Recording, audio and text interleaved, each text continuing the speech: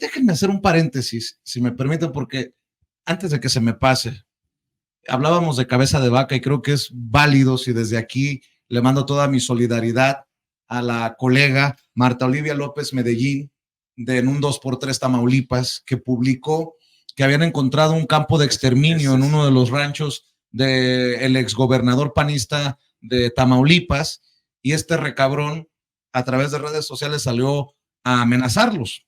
Respecto a la nota publicada por En un 2x3, donde se hacen acusaciones a mi persona, claro que es totalmente falso que yo sea propietario del recinto mencionado en el ejido La Retama, así como los hechos que dolosamente me imputan. Qué poca ética periodística, me reservo el derecho de proceder legalmente contra el autor de la nota, y por ahí también arrobó a La Octava y a Julio Astillero. Y Marta Olivia me escribía que si lo había visto, y le dije sí, como siempre, no está sola Marta Olivia, y escribe en Twitter Marta Olivia López Medellín: Francisco García Cabeza de Vaca amenaza con proceder en contra de En un 2x3, sitio que dirijo, por la nota donde se informa de un nuevo centro de exterminio en terrenos ejidales que compró casi en su totalidad. La fuente es la UIF, la Unidad de Inteligencia Financiera, y los links los pueden consultar, los pone ahí.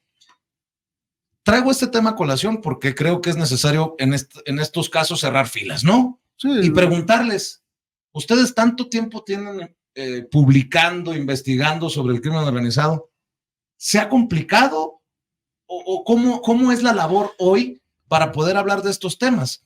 Además hay que decirlo, no todos los medios se atreven, no todos los medios están interesados, pues siquiera en estos temas, pero es importante porque esos mismos medios que no hablan de estos temas son los que van a querer evaluar la estrategia de seguridad cuando se esté yendo el presidente Andrés Manuel López Obrador, y me parece de muy poca madre que quieran evaluar algo de lo que ni siquiera han analizado y desmenuzado. Por el caso de Marta Olivia, pregunto, ¿qué tan difícil es hablar de esos temas hoy en día? Bueno, Marta Olivia es una histórica trabajadora por los derechos humanos, para empezar. Antes de ser una informante del narcotráfico, ella trabajaba para los derechos humanos, ¿no?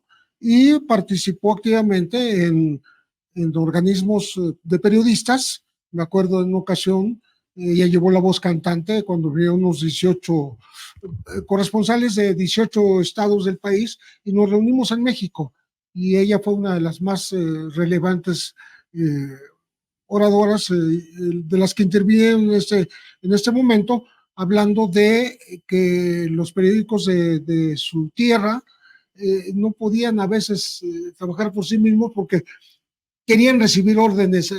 La delincuencia les imponía las órdenes, qué hacer y qué no hacer. O los mataban. Como que jefes de información en los Zetas, ¿no? Decía. Sí, claro. Entonces, pues ahora esto es consecuencia de todo ese trabajo. ¿Qué pasa con la gente como Marta Olivia? Pues que están muy cerca de los trancazos, muy cerca de los balazos y muy cerca de la violencia, no como los que ejercemos el periodismo, digamos, desde la Ciudad de México, del centro del país, ¿no? No es que estés inmune ni seas impune, pero sí corremos menos riesgo. Sobre todo porque también si sabes cuidarte, si sabes ser moderado, no decir cosas en exceso, o no entrar en errores de apreciación, o no usar calificativos peyorativos en contra de la gente, de presuntos delincuentes, etcétera, ¿no? No vas a decir el señor Chapo, ¿verdad? Pero no vas a decir el asesino Joaquín Guzmán. O sea, ese tipo de cosas. Y el cuidado de tu información, que esté perfectamente cotejada, cruzada, etcétera, para que no haya falsedad, nos protege. Pero, ¿quién protege a los que trabajan en los estados? Pegaditos a la violencia y a... Bien dice Andrés Manuel López Obrador que las banquetas están muy angostas en esos lugares. Así es, no necesitas cruzar la calle para estar en la otra banqueta, ¿no? Pero mira, yo además sumaría otra cosa. Estábamos hablando de los monstruos que crea el sistema, o creaba el sistema priista panista. García Cabeza de Vaca es uno de ellos. Hay que ver cuántas propiedades tiene, hay que ver todo lo que robó, hay que ver... yo además lo documento. Creó un cuerpo élite de policía, el GOPES, que se dedicaba al narcotráfico, al crimen organizado, punto, a las desapariciones, a la extorsión, a todo. Pero ¿qué pasa? Pues mira, la prensa, y ahí entra el otro factor, la prensa vieja, la prensa corporativa, lo ha cuidado. Se ha llegado a la ignominia. Proteges a García Cabeza de Vaca, proteges a José Antonio, a Gurría, ¿sí? José Ángel Gurría Treviño, proteges a Alito Moreno, proteges a Silvano Aureoles. Es el viejo sistema operando. ¿Gurría de quiénes? López Portillo, Miguel de la Madrid, Ernesto Zedillo. El Fubaproa es obra de él. Es un hombre que se jubiló a los 46 años. ¿Quién de nosotros lo puede hacer a los 46 años de edad con una jubilación que hay que ver como 120 y tantos mil pesos mensuales? Es decir, el sistema que crearon el PRI y el PAN estaba diseñado para crear ese tipo de monstruos y para protegerse. Y ahí entró esa prensa. ¿Quiénes son los dueños de esa prensa? Los mismos.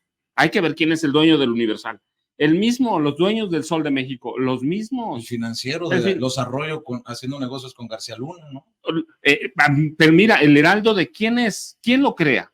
Un grupo que sale de la quiebra con la primera dama de Felipe Calderón Hinojosa, Margarita Zavala Gómez del Campo. El grupo Andrade estaba en quiebra. Uno de sus primos hermanos trabajaba con ellos. Y le da que por órdenes de Margarita, ellos renuevan toda la flota de pipas de Pemex. Y luego reciben otros contratos. Es la misma prensa, por eso se protegen. Entonces, hemos llegado a la ignominia de proteger a criminales, no importa cuántas pruebas tengas. Y no importa lo que hagas, y luego tienes a personajes que están abandonados. ¿Sí? Ahora les dicen que los va a demandar, pero antes... ¿qué hacían? Les dejaban, yo recuerdo en Tamaulipas, les dejaban amenazas, les dejaban bombas en los carros y a la siguiente los mataban. Sí, es una secuencia histórica de monstruos que creó el PRI y de monstruos que creó el PAN, en el que sobresale, claro, García Luna. Y este es alumno de García Luna y de Felipe Calderón.